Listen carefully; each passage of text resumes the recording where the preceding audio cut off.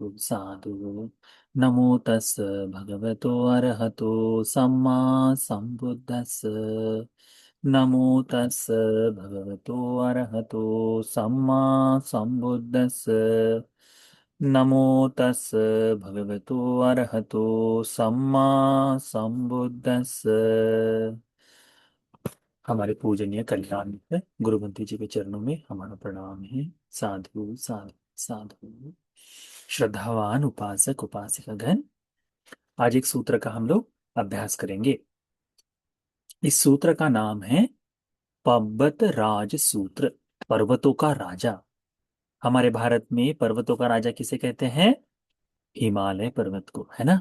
तो इस हिमालय पर्वत के लिए उसके आश्रय से भगवान ने जो उपदेशित किया धर्म है, उस धर्म का आज उपदेश है। सूत्र है पब्बत राज सूत्र। यह अंगुत्तर निकाय के तीसरे निपात में आता है। ठीक है, तो तीन कारणों से है। भगवान कहते हैं भीमवंतं भिक्खवे पब्बत राजन।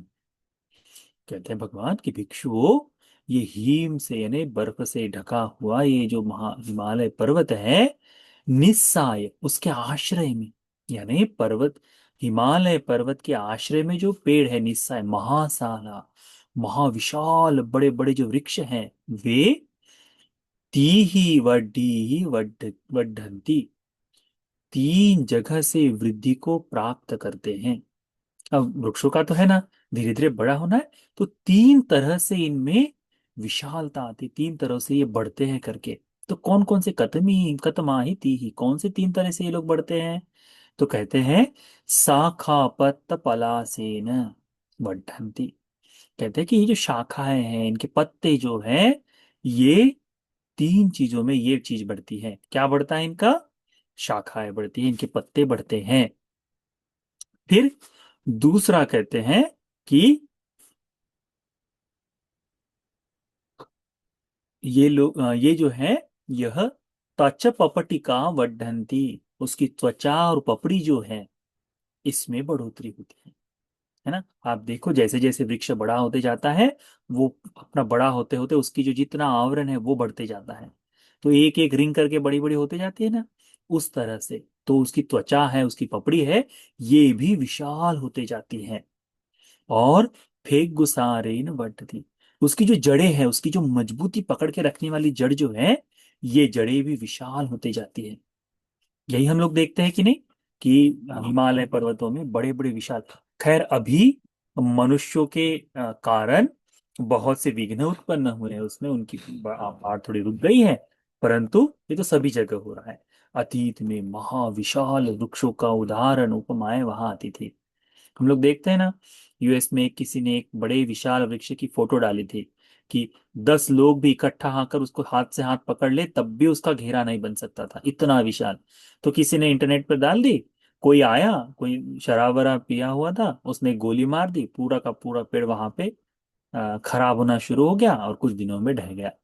उसके बाद से बड़े बड़े नाम बताना बंद ही कर दिए। तो आदमियों के कारण तकलीफ होती है, परंतु भगवान कहते हैं इसमें कि हिमालय पर्वत के आश्रय से रहने वाले जो बड़े बड़े वृक्ष हैं, इनको तीन चीजों से ये बढ़ती है। कौन कौन सी चीजों से? इनके पत्ते, इनकी टहनियां ये विशाल होती जाती है, इनकी त्वचा, इनकी पपड़ी जो है वो बड़ी होती जाती है, इनकी जड़ें जो इसे वृक्षों को मजबूत बनाए रखती है, वे जड़ें और मजबूत घनी होती जाती हैं, है।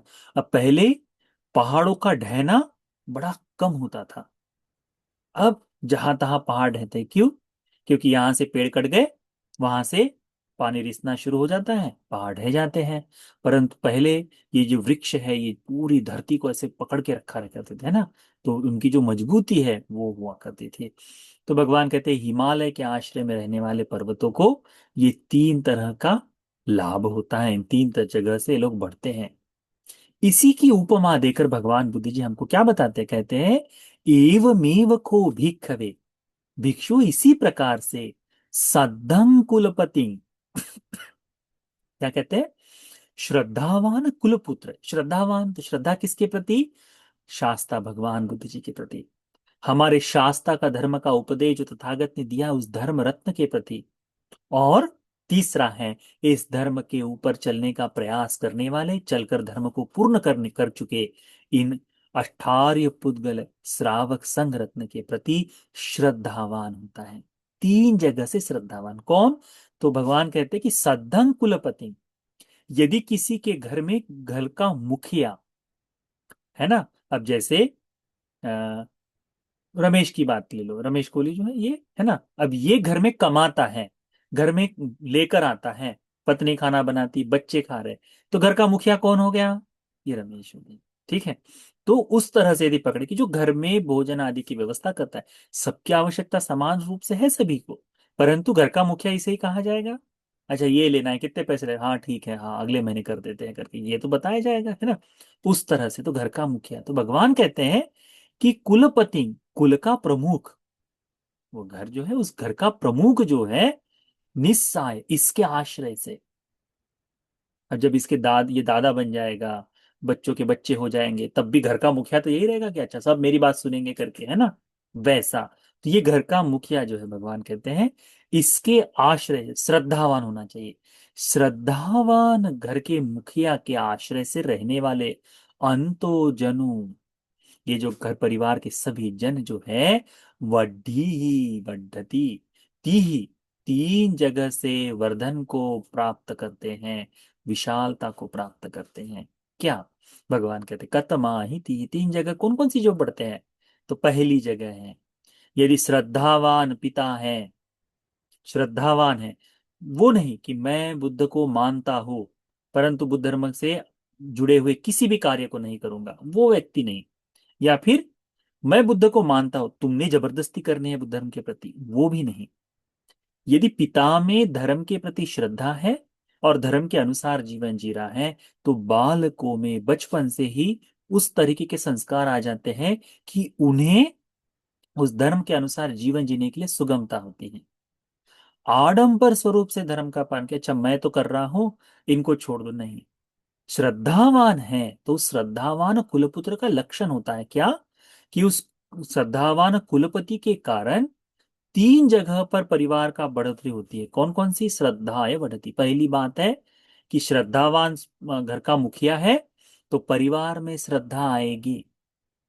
जैसे अभी स्त्री घर का मुखिया नहीं है यदि, ठीक है, घर का मुखिया यदि स्त्री नहीं है, कई बार होता है ना कि पूरे घर में स्त्री ही पूरा घर का मुखिया है, वो कुलपति बनती है, वही सब कुछ देखेगी, आवत जावत घर घर का देखना है, ज्ञाति में सभी लोग उसकी सुनते, दादी है उसका सुनते हैं सब, तो वो कुलपति हो गई, है ना, घर की प्रमुख हो गई, घर की मुखिया हो गई। यदि वो श्रद्धावान है तो उसके श्रद्धा के सहारे परिवार के जितने लोग हैं वे भी श्रद्धा से बढ़ेंगे। तो पहला है कुलपति के कारण परिवार के लोग श्रद्धाय वर्धति, श्रद्धा से बढ़ते हैं। दूसरा है क्या है?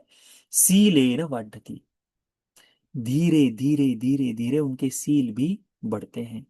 अब जैसे पहले के इसमें तो होता ही था, आज थोड़ा सा कम हो गया, परंतु घर का मुखिया यदि किसी चीज का मना कर दे तो अपने से ही उस घर में वो पाबंदियां लग जाती थी, है ना, उसके बाद भी ये चलते रहती थी। तो वैसे ही कि घर में यदि उपोषद का पालन कर रहे हैं, सील का पालन कर रहे हैं, तो अपने आप, आज भी वर्तमान में देखो, कहते हैं कुछ लोग हैं जो कहते हैं, पीढ़ियों से कहते हैं हमारे दादा भी शराब नहीं पीते थे, हमारे पिता नहीं पिए, हमको भी पीने की अनुमति नहीं है, लज्जा आती है कि कैसे करें करके।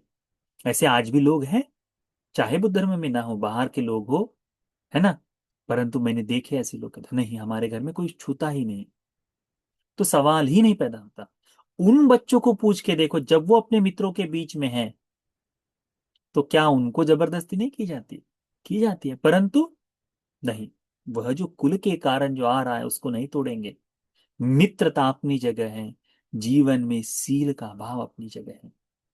तो ये जो सीलवान बनना है, ये दूसरों के संगत में केवल प्रभाव होता है, सुरक्षा अपने आप को करनी है। तो दूसरा है श्रद्धा के कारण क्या होता है? सील से वर्धन होता है। तीसरा है पंज्ञाय वर्धति, प्रज्ञा भी बढ़ती है। प्रज्ञा भी बढ़ती है, प्रज्ञा यानी दादी तो अनपढ़ थी, दादा तो अनपढ़ थे, इसका मतलब घर के सब अनपढ़ रहेंगे? नहीं। कई बार बातचीत में हमेशा होते समय कहते हैं ये तो सब अनित्य है। अरे दुख ये है, अनाथ में किस लिए इसकी चिंता करना? यदि घर का मुखिया ऐसा कह दे तो परिवार बिल्कुल ऐसा कहता है कि हाँ। आज भी आप लोगों ने अनेकों बार सुना होगा कि हमारे दादा कहते थे, हमारे पिता कहते थे कि इन चीजों का ज्यादा ज्यादा सोचने की जरूरत ही नहीं है। तो उनकी आज बात हमको बड़ी ज्ञानवर्धक लगती है। ये स्कूल में थोड़ी ना पढ़ाई जाती है। ये जो ज्ञानवर्धक बात है, ये प्रज्ञा का भाग है। तो जब कभी श्रद्धावान कुलपति, ये श्रद्धा संपन्न वो स्वयं है, तो उसके जीवन यापन करते समय इन शब्दों का, इन धर्म के विचारों का प्रवाह चलते रहेगा, जिस कारण से परिवार के सभी सदस्य, परिवार के जो लोग हैं, वे भी प्रज्ञा से पुष्ट होते जाएंगे, प्रज्ञा से पुष्ट होते जाएंगे। तो भगवान कहते हैं इन तीन चीजों से क्या क्या, उनकी श्रद्धा बढ़ती है, उनका सील बढ़ता है, उनकी प्रज्ञा बढ़ती है। इन तीन चीजों से उनकी बढ़ोतरी होती है करके भगवान बुद्ध जी बताते हैं। देखो ना, अनाथ पिंडक भगवान से प्रथमतः एकांत में मिले, अकेले मिले, कहीं और ज्ञातियों के पास जाकर मिले, परंतु भगवान को निमंत्रित किया। पूरा परिवार, पूरा परिवार क्या हुआ? पूरा का पूरा परिवार श्रोता बनना हो गया। उनकी जो पुत्र वधू थी, बड़ी ही क्रोधी स्वभाव की, बहुत चिल्लाने वाली थी, है ना? तो भारी आक्राम का सूत्र भगवान बुद्ध जी ने उनके घर में उपदेशित दिया था। तो पूछा था तुम किस प्रकार की पत्नी हो? तो भगवान ने जब पूरा विस्तार किया तो कहती है मैं दासी पुत्री हूँ, दासी पत्नी हूँ करके। इस तरह से वह भगवान ने उसका, तो उसके बाद संपूर्ण, तो इस तरह से एक व्यक्ति श्रद्धा में आ जाए तो सारा का सारा परिवार श्रद्धा संपन्न हो जाता है। इसीलिए इस श्रद्धा की आवश्यकता है हमें। उसको देखो, भगवान बुद्ध जी बड़ी सुंदर गाथा है इसका उपमान देते हैं, कहते हैं यथा पिपम्बतो सेलो अरण्यस्मिन् ब्रहावने तं रुक्षा उपनिस्साय वर्धन्ते ते वनस्पति। कहते हैं कि जिस प्रकार से महापर्वत के, पर्वत में जो जंगल है, वन अरण्यस्मिन्, महावृक्षों का जो जंगल है, घना जंगल है, उस जंगल में भी तंग रुक्खा उपनिषा है, वहां पर उसके आश्रय से बढ़ने वाले जो है वर्धन्ते वनस्पति, वहां जो वनस्पतियां बढ़ते जाती है, वे वनस्पतियां वो बड़ी होती जाती है धीरे धीरे। देखो, शहरों में बढ़ने वाले वृक्षों की ऊंचाई, उसकी घनता, ये बड़ी सीमित देखी जाती है ना? परंतु जंगल में बढ़ने वाले पेड़ों का, उनका ऊंचाई बड़ा होती है, उनका घेरा बड़ा होता है, उनके नीचे होती घनी छाया होती है। किस कारण से? वे आश्रय से, इस वृक्ष के आश्रय से बढ़ रहे हैं। वैसे ही भगवान कहते हैं तथैव शील संपन्नं सद्दं कुलपतिं इध उपनिषाय वर्धन्ति पुत्रदारा च बांधवा अमच्चा न्याति संघा च ये चस अनुजीविनो। भगवान कहते हैं उसी प्रकार शील संपन्न श्रद्धावान कुलपुत्र के पास, उसके आश्रय से जो लोग बढ़ते हैं, उसके आश्रय से जो जीते हैं, कौन?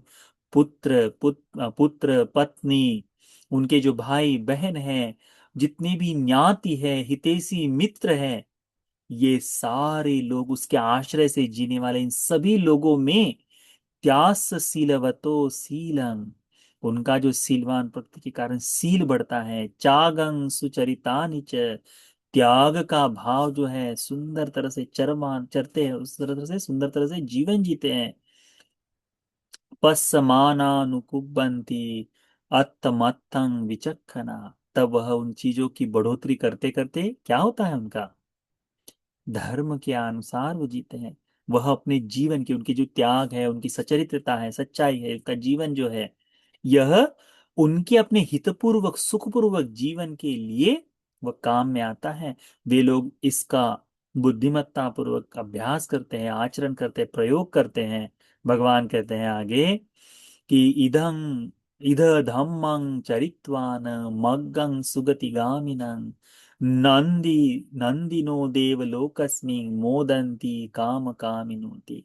भगवान कहते हैं कि इस लोक में धर्म का आचरण करके मार्ग को प्राप्त करते हैं या फिर सुगति को जाते हैं, तब सुगति में जाकर यानी यहाँ तो धर्म का आचरण करते हैं, यहाँ सुखपूर्वक जीवन जीते हैं, और यहाँ से जाने के बाद, दिव्यलोक में जाने के बाद, वहां सुगतिगामी मार्ग का आश्रय करते हुए देवलोक में यथेच सुख का उपभोग करते हुए आनंदित होते हैं कि मुझे ये मौका मिला करके इस तरह से। तो ये सूत्र है भगवान बुद्ध जी ने हम लोगों को बताया। तो अभी हमारा क्या कर्तव्य होना चाहिए कि धीमे धीमे हम इस श्रद्धावान कुलपति की तरह से, श्रद्धा संपन्न हमारा कुल कैसा बने, इसके लिए हमें कोशिश करनी चाहिए।